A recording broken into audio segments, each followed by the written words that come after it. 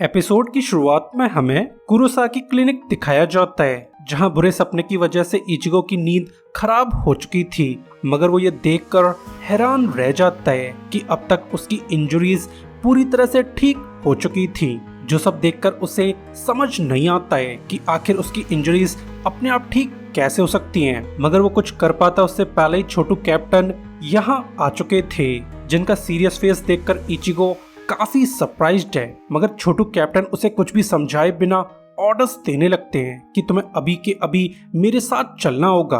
जो बात सुनकर इचिगो काफी ज्यादा कंफ्यूज था, मगर फिर भी वो छोटू कैप्टन के साथ चला जाता है। जिसके बाद हमें हिमे का रूम दिखाया जाता है, जहां पर सभी शिनिगामीज इकट्ठा हो रखे थे। तो ये सब देखकर इचिगो को वियर्ड फीलिंग्स आने लगती हैं कि मानो कुछ बहुत बुरा होने वाला हो। साथ ही उसे हिमे कहीं भी नजर नहीं आती है। ऑब्वियसली वो हिमे को अपनी इंजरीज ट्रीट करने के लिए थैंक्स बोलना चाहता है, मगर उसे अपने सवालों के जवाब मिल पाते उससे पहले यहाँ लगी सोल टीवी चालू हो जाती है, जहाँ हेड कैप्टन के बजाय कैप्टन उकिताके मौजूद थे। तो उसे सामने देखकर तोशिरो काफी सरप्राइज्ड है, जिस पर उकिताके उसे समझाने लगता है कि मुझे हेड कैप्टन की जगह इस मीटिंग को लेना पड़ रहा है, क्योंकि हिमे को आखिरी बार देखने वाला आदमी असल में मैं था। जो बात सुनकर सभी लोग काफी ज्यादा हैरान हैं, क्योंकि हिमे अभी तक ह्यूमन वर्ल्ड नहीं पहुंची थी। ऑब्वियसली हिमे के साथ कोई अनहोनी हो गई होगी। जो बात जानकर इचिगो की टेंशन और भी ज्यादा बढ़ जाती है। ऑब्वियसली ये बंदा सीक्रेटली हिमे को पसंद किया करता है, तो अब वो हिमे को किसी मुसीबत में देखना नहीं चाहता है। जिसके बाद उकिताके इन्हें बताने लगता है कि कल हिमे दो शिनिगामीज की देखरेख में वर्ल्ड बैरियर पार करने वाली थी, मगर अब हिमे गायब हो चुकी है। साथ ही उसके प्रोटेक्टर्स भी वापस लौट आए हैं, जिनके हिसाब से वर्ल्ड बैरियर के अंदर एक अरंकार मौजूद था।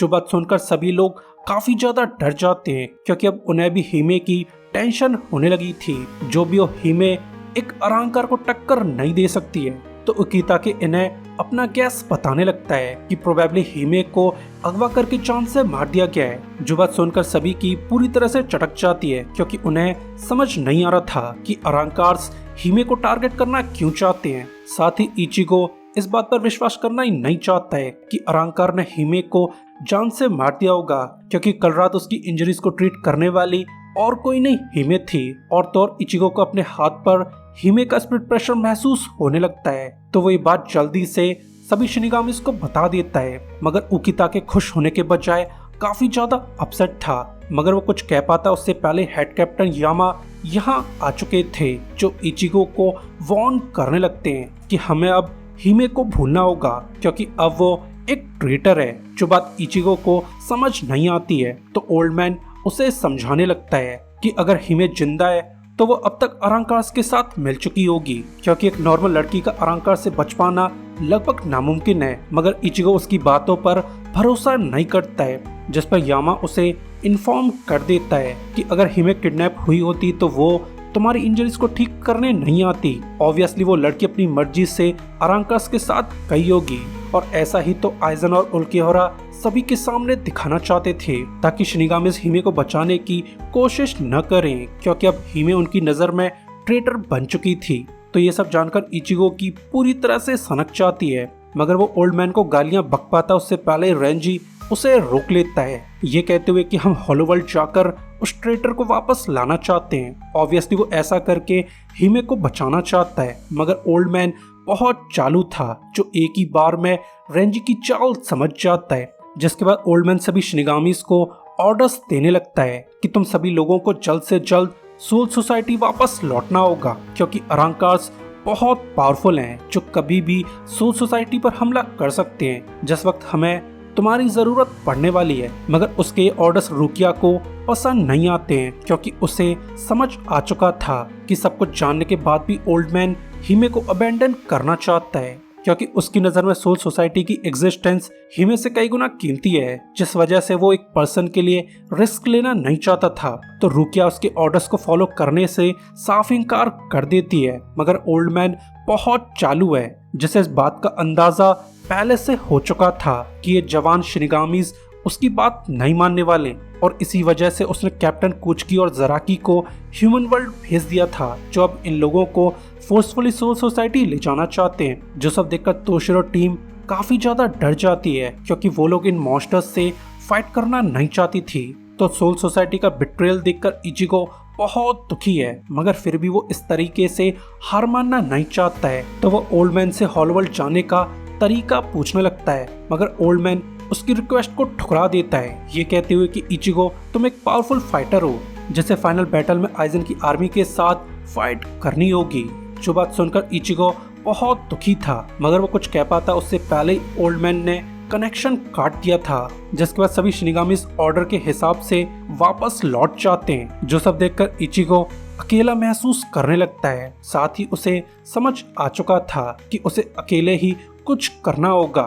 वहीं दूसरी तरफ हमें तात्सुकी दिखाई जाती है, जो हिमे की एब्सेंस को लेकर काफी ज्यादा परेशान थी। तो वो हिमे को पूरे टाउन में ढूंढने लगती है, मगर काफी ढूंढने के बाद भी उसे हिमे कहीं भी नजर नहीं आती है, जिससे तात्सुकी की टेंशन और भी ज्यादा बढ़ चुकी थी। मानो उसे एहसास हो चुका हो कि अब वो कभी भी अपनी दोस्त हिमे से मिल नहीं पाएगी। जिसके बाद हमें इचिगो की फैमिली दिखाई जाती है, जो इचिगो को मनाने की कोशिश करने लगती है, मगर इचिगो बहुत ज्यादा दुखी था, जो इन लोगों पर जरा भी ध्यान नहीं देता है, क्योंकि वो तो बस कैसे भी करके हिमे को बचाना चाहता है, मगर अब उसे कोई भी रास्ता नजर नहीं आ रहा था। जिसके बाद हमें काराकुरा हाई स्कूल दिखाया जाता है, जहां इचिगो को वापस देखकर क्लास टीचर काफी ज्यादा हैरान थी, क्योंकि इचिगो लंबी छुट्टियों के बाद स्कूल आया है, जिस पर टीचर उसे अच्छे से डांटने लगती है, मगर इतना डांट खाने के बाद भी इचिगो जरा भी रिएक्ट नहीं करता है। जो सब देखकर टीचर और इचिगो के दोस्त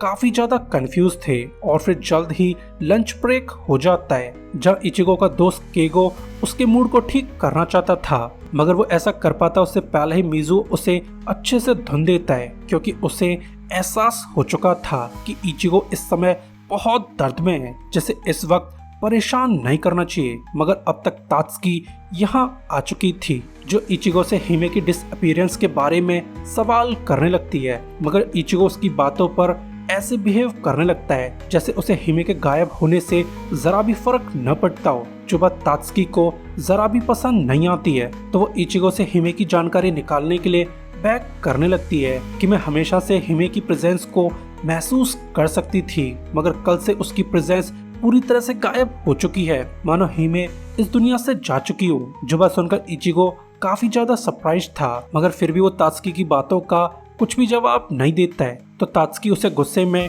टॉन्ट करने लगती है कि मैं शुरुआत से ही तुम्हारे राज को जानती हूँ, तुम काले लिबास में मॉन्स्टर से फाइट किया करते हो ना हो हिमे की डिसअपीयरेंस का इस सब से कोई कनेक्शन है। जो बात सुनकर भी इचिगो उसकी बातों का जवाब नहीं देता है, तो तात्सुकी गुस्से में उसे जोरदार पंच मार देती है, ये कहते हुए कि इचिगो मैं तुम्हें अपना दोस्त माना करती थी, मगर तुम एक धोखेबाज हो जो अपने दोस्तों की ही जरा भी फिक्र नहीं करती हो। जो बात सुनकर इचिगो बहुत दर्द में था, मगर फिर भी वो चुपचाप यहाँ से चला जाता है, क्योंकि वो तात्सुकी को सब कुछ बताकर खतरे में डालना नहीं चाहता था। जिसके बाद हमें उराहारा दिखाया जाता है, जो इचिगो को देखकर जरा भी सरप्राइज नहीं लगता है, क्योंकि उसे अच्छे से अंदाजा था कि अगर इचिगो अपनी दोस्त को बचाना चाहता है तो उसे उराहारा की हेल्प लेनी होगी, क्योंकि सोल सोसाइटी के अलावा उराहारा ही हॉलोवर्ल्ड का पोर्टल ओपन कर सकता है। जिसके बाद उराहारा इचिगो को समझाने लगता है कि मुझे पहले से अंदाजा था